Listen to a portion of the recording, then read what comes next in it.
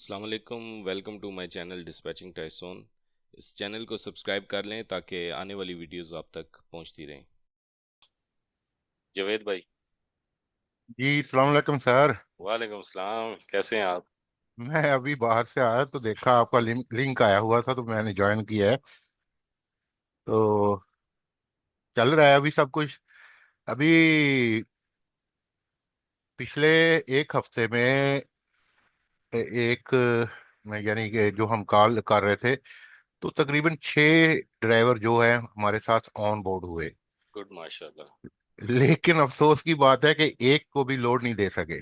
क्या वजह बनी? मेन क्या रीज़न है? वो मेन वीडियो रीजन ये। मैंने जो आपको सेंड की थी, जी जी जी, मैंने वो वो देखी थी। अच्छा, वो उसमें मैंने आपने देखी थी। कंपेयर की है कि आप क्या ऐसी गलती कर रहे हैं या उसमें से कुछ ऐसा चीज़ जो मिस आउट कर रहे हैं? असल में मुझे कोई गलती तो ऐसी नजर नहीं आई क्योंकि जितने भी कैरियर ऑनबोर्ड और एक को हमने लोड भी दे दिया। हम्म। उसको कैरियर पैकेट भी आ गया। लेकिन हम्म। उसने बाद में कम्युनिकेशन करना छोड़ दिया। हम्म।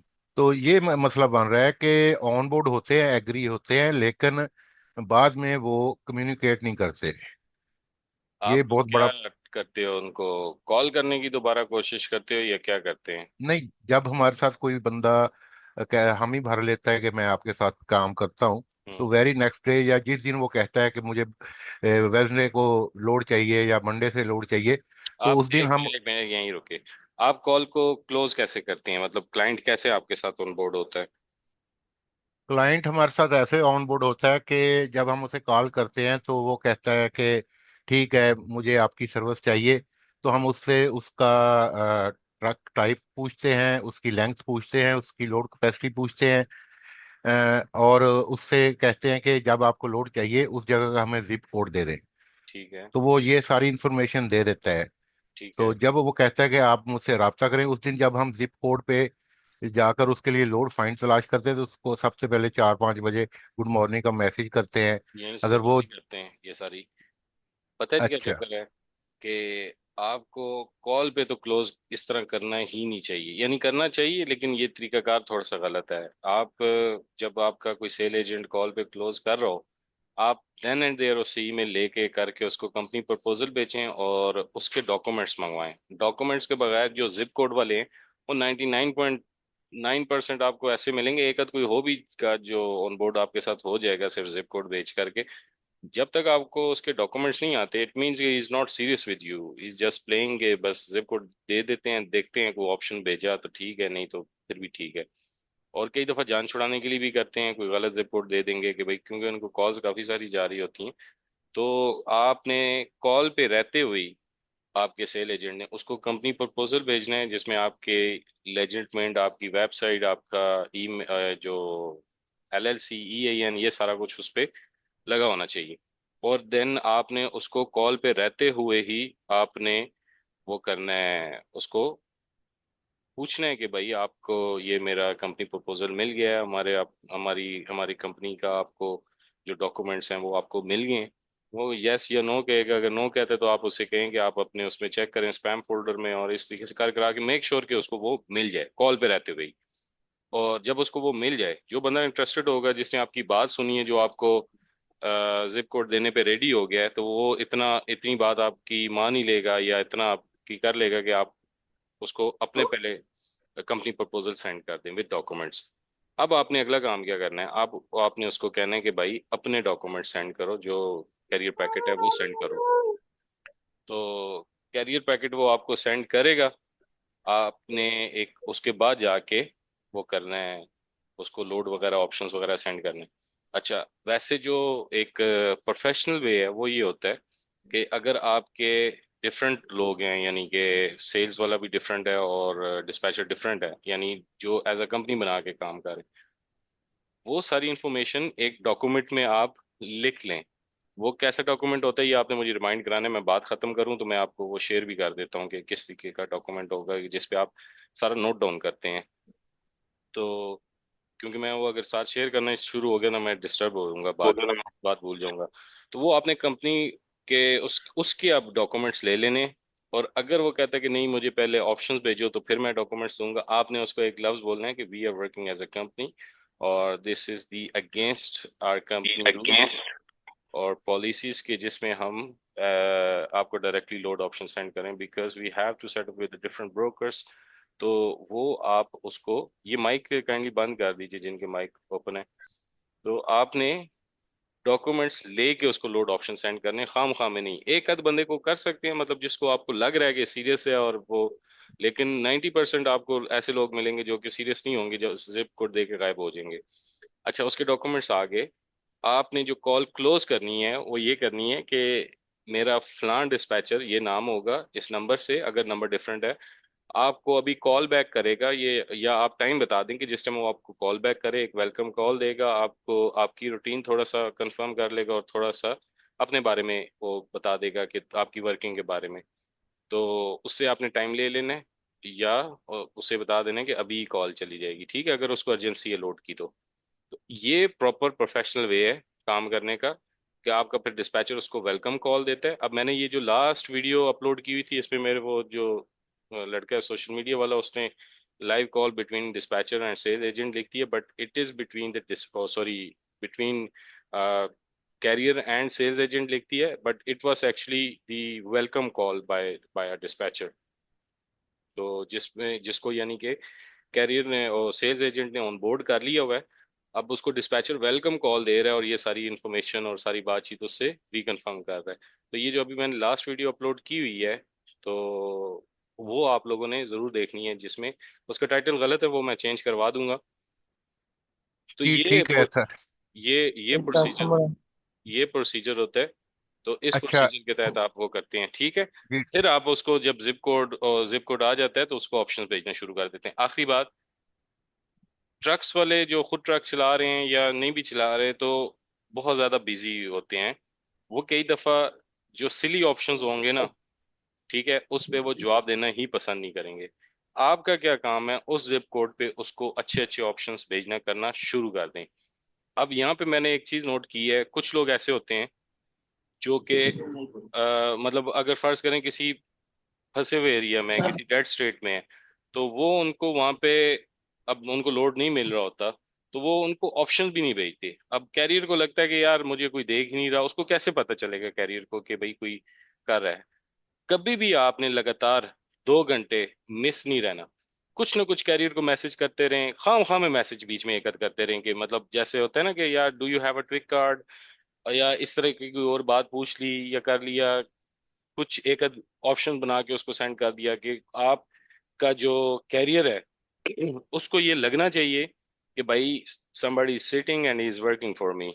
तो ये वाला भी एक आप वो करते हैं, और इसी तरीके से जो ऑप्शंस हैं आप उसको भेजते करते रहें, चाहे आपको लगता है कि ये जो भी उसमें नॉर्मली ये होगा, हमारे साथ भी ये होता है कि कई दफा नहीं जवाब दे रहा होता लेकिन जब कोई अच्छा ऑप्शन आता है तो उस पर वो फौरन रिस्पॉन्ड करता है, ठीक है। तो इस तरीके से आप उसको आगे लेके चल सकते हैं। जी ठीक है सर, इस तरीके से इंशाल्लाह नेक्स्ट वीक से शुरू करते हैं। एक बात और है कि जुमे वाले दिन एक और बंदा मिला, उसके पास 3 स्प्रिंटर वैन है। हम्म। तो वो थोड़ी सी मैंने आपसे बात की थी, तो मैंने सिलेक्टर्स पे वो सारा दिन लोड ढूंढता रहा, लेकिन सिलेक्टेड से एक मेल का भी जवाब नहीं आया। फॉर्मेट भी मैंने वो उसकी अपनाया। वजह ये है कि सिलेक्टर्स पे आप उन्होंने ये कर दिया हुआ है कि अगर तो आपकी जो एमसी है उस कैरियर की होगी तो उससे तो वो रिस्पॉन्ड करेंगे, लेकिन अगर जनरल ईमेल किसी और उससे कर रहे होंगे और उनके पास अगर वो रजिस्टर्ड ईमेल आपकी नहीं होगी तो उससे रिस्पॉन्ड नहीं करेंगे। या कोई एक आध होगा जो रिस्पॉन्ड कर देगा। तो अभी इस टाइम, पहले मैं रिकमेंड कर रहा था, लोग उस टाइम जवाब दे दिया करते थे, लेकिन अभी उन्होंने सख्ती ज़्यादा कर दी है। तो आप सिलेक्टर्स अगर करना है ना, तो जिस कैरियर के लिए आप लोड कर रहे हैं उसी कैरियर की एमसी पे वो लिया हो, उसमें और बड़ी आसानी है, उसमें डायरेक्ट बुक का बटन है, आप डायरेक्टली बिड कर सकते हैं उस पर। मतलब आपको पूरी ईमेल बनाने करने की जरूरत ही पेश नहीं आएगी, जस्ट बिड पे क्लिक करेंगे ऑटोमेटिकली ईमेल उसकी उसको चली जाएगी। लेकिन और आप एक कैरियर के लिए सिलेक्टर्स तो नहीं ले सकते ना, वो तो मल्टीपल के लिए यूज होगा। कह तो रहे हैं, तो दो तीन वो है स्प्रिंटर्स हैं उनके पास। जी जी। तो 3 कैरियर्स के लिए तो तो नहीं और मिल कोई सकता। लोड बोर्ड सर रिकमेंड करें या मुझे डीएटी भी सुना है। देखें, डीएटी सबसे बेहतर है। डीएटी अगर तो फ्लैट बेड है, हॉट शॉट फ्लैट बेड है, उसके लिए ट्रक स्टॉप प्रो जो है वो अच्छा है। और लेकिन अगर बाकी जनरल उसमें देखा जाए तो डीएटी सबसे बेहतर है। तो मैं खुद भी स्प्रिंटर वैन चलाई हुई है मैंने भी। तो मैंने उसको हमेशा डीएटी से ही लोड लेकर के दिए हैं। और उसमें ये होता है कि आप देख रहे होते हैं ना, अगर स्प्रिंटर वैन में फॉर एग्जांपल 3 पैलेट्स आ रहे हैं, तो आप इकट्ठी सर्च लगाई होती है आप लोगों ने कि बस 3 पैलेट्स की ही वो, फॉर एग्जांपल अगर उसने कहा हुआ है कि मेरा इसमें 5,000 LBS का वेट आ सकता है और इसकी 13 फीट लेंथ है, तो आप क्या करते हैं, वो जो फिल्टर ही लगाते हैं वही 13 फीट और 5,000 पे लगाते करते हैं। तो और आप देख भी ऐसे ही रहे होते हैं कि बस 3 पैलेट्स हों, ये फुल लोड ले और चली जाए। बॉक्स ट्रक और जो बॉक्स ट्रक के केस में तो फिर भी फुल लोड किसी किसी स्टेट से, मिड वेस्ट में है तो वहाँ अच्छा चल जाता है। अगर न्यूयॉर्क वाले एरिया में, न्यू जर्सी के एरिया में वहाँ भी ठीक चल जाता है, कैलिफोर्निया में वहाँ भी अच्छा चल जाता है। लेकिन जनरली इन इन स्टेट्स के अलावा बॉक्स ट्रक हो गया, स्प्रिंटर वैन होगी, इनको आप पार्शियल लोड्स पे रखेंगे तो तब भी आप प्रॉफिट में रहेंगे, आपका ड्राइवर भी प्रॉफिट में रहेगा। अगर इसके लिए फुल लोड खेलते रहेंगे तो फिर काम नहीं चलना आपका।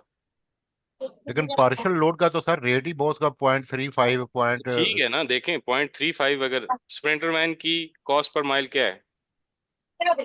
वन वन नहीं, $1 to 1.2। नहीं। सॉरी, कॉस्ट ऑफ माइल नहीं, ये इतनी डिमांड करते हैं वो। हाँ, कॉस्ट पर माइल, कॉस्ट है उसकी तकरीबन 0.80, यानी जिसको हम 8 सेंट कहते हैं कि क्या बोलते हैं उसको, जी। $0.80 उसकी कॉस्ट होती है विद फैक्टरिंग, अगर मैं बात कर रहा हूँ। ठीक है। अगर तो फैक्टरिंग नहीं है तो फिर कॉस्ट और भी 0.7 तक भी आ सकती है पर माइल की। तो इसका मतलब क्या है कि अगर आपको पार्शल मिल रहा है 0.35 का, जी। पॉइंट जी। 0.40 का, तो इस पे आप 0.5 का तो नेगोशिएशन कर ही सकते हैं ना। हम्म। ठीक है। और इस तरह का आपने एक और लोड लेके दिया तो इसका मतलब क्या हुआ कि 0.9 या $1 पर माइल तक चला ही जाता है काम। तो वो जी। प्रॉफिट में जी। आ जाता है नॉर्मली। $1, $1.2 इतना आप उसको अगर फिल अप रखते हैं तो वो खुश रहेगा। और ये काम लेकिन हो सकता है OTR में, लोकल के केस में नहीं हो सकता। एक जो सेल एजेंट के पास ही होता है। तो जब भी कोई सेल क्लोज होती है तो वो इस डॉक्यूमेंट पे हम क्लोज करते हैं। यहाँ पे सेल एजेंट अपना नाम लिख देता है, यहाँ पे एमसी नंबर उस ट्रक की, यहाँ पे टाइप ऑफ ट्रक, ड्राइवर का नेम एंड फोन नंबर यहाँ पर आ जाएगा। उस फॉर एग्जांपल अगर बॉक्स ट्रक है या जो भी है फ्लैट बेड वगैरह, तो उसके साथ उसके इक्विपमेंट कौन कौन से हैं उसके पास। ठीक है। अब ये जो डॉक्यूमेंट्स है इसमें या तो वो टिक कर देगा कि जो जो रिसीव हो चुके हैं, और एमसी अथॉरिटी के सामने उसकी एज भी लिख देगा कि एमसी कितनी पुरानी है। इसी तरह सीओआई एंड एक्सपायरी उसकी कब हो रही है ये लिख देगा। यहाँ पे खाली टिक कर देगा इंस्पेक्शन 0102 या डन, सिर्फ टिक भी कर देगा तो चलेगा। एनओए उस कंपनी का नाम लिख देगा। चेक अगर रिसीव हुआ हुआ एनओ नहीं है तो वो इधर चेक का लिख देगा कि चेक रिसीव हो चुका है। ठीक है। उसने जिप कोड कौन सा दिया हुआ है, हॉलिंग डेट इसकी कब की है, किस दिन को उसने लोड लेना है, लोड की डेस्टिनेशन क्या है, किस परसेंटेज पे उसके साथ एग्री हुआ है, कोई स्पेशल कमेंट्स हैं जैसे वो कहता है कि $2 से कम मुझे लोड नहीं चाहिए, या मुझे इन स्पेसिफिक स्टेट्स में जाना है, या इस तरह की कोई भी बात है वो इधर आ जाएगा। अब अगर आप इस परफॉर्मे को देखें तो और आप अपने स्क्रिप्ट को देखें जो आप लोगों के पास नॉर्मली स्क्रिप्ट चल रहा होता है, कि ये एक आप समझिए कि आपके पास वो सारी चीजें आ चुकी हैं जो आपको चाहिए, आपने आपने जो उससे पूछनी करनी है। अब ये परफॉर्मा जब फिल हो जाता है तो यही परफॉर्मा वो उठा के डिस्पैचर को दे देता है, यानी ये अपने टीम लीडर को देता है, टीम लीडर उसमें से डिस्पैचर असाइन कर देता है। अब डिस्पैचर जो भी असाइन हुआ उसने, डिस्पैचर ने अपना नाम लिख दिया या टीम लीडर ने यहाँ पे डिस्पैचर का नाम लिख दिया। अब वो अपनी जो फर्स्ट डे की प्रोग्रेस होगी वो इस पे लिखेगा, फिर फर्स्ट वीक की प्रोग्रेस होगी, सेकंड वीक और थर्ड वीक फोर्थ वीक, 1 महीने तक वो इस पे एफर्ट करेगा। ठीक है। और अगर चल पड़ता है तो बस ये परफॉर्मा फिर उधर ही डिस्कार्ड हो जाएगा कि बस ठीक है चल पड़ा है, सही है। लेकिन ये उसके रिकॉर्ड में रहेगा कि इसकी क्या क्या इन्फॉर्मेशन थी, किसी दिन वो डिस्पैचर नहीं आया तो बाकियों को कुछ ना कुछ इसके बारे में पता होता है। तो इस तरीके से यानी कि आगे लेके चलते हैं। तो ये परफॉर्मा जो है ना, इसको अपने तौर पे बना लें, ये कैनवा से नॉर्मली इजली आप आपको मिल जाता है, बना बना बनाया भी मिल जाता है, आप खुद भी बना सकते हैं। ये आपके सामने होगा ना, आपको स्क्रिप्ट की जरूरत ही नहीं है। आपने स्ट्रेट फॉरवर्ड उससे जब भी बातचीत होती है तो यही चीजें पूछनी है कि आपके पास ट्रक कौन सा है, आपके पास इक्विपमेंट कौन से हैं, आपकी एमसी कितनी पुरानी है, जिप कोड आपका क्या है, कहाँ हॉल करना चाहते हैं, डेस्टिनेशन क्या है, उससे परसेंटेज पे कायल करना है और उससे रिक्वायरमेंट्स पूछ लेनी है। तो यही काम आपने नॉर्मल स्क्रिप्ट पे कर रहे होते हैं।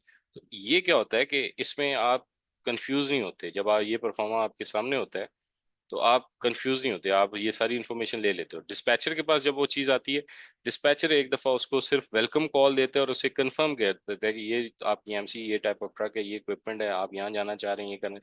सिर्फ इसी चीज़ को डिस्पैचर रिपीट कर देता है। सर ठीक इसको है, स्क्रॉल डाउन कर दें एक बार। बस यही है, कुछ भी नहीं है अच्छा। इसमें। ठीक है मेरे भाई। जी ठीक हो गया सर, थैंक यू। ओके।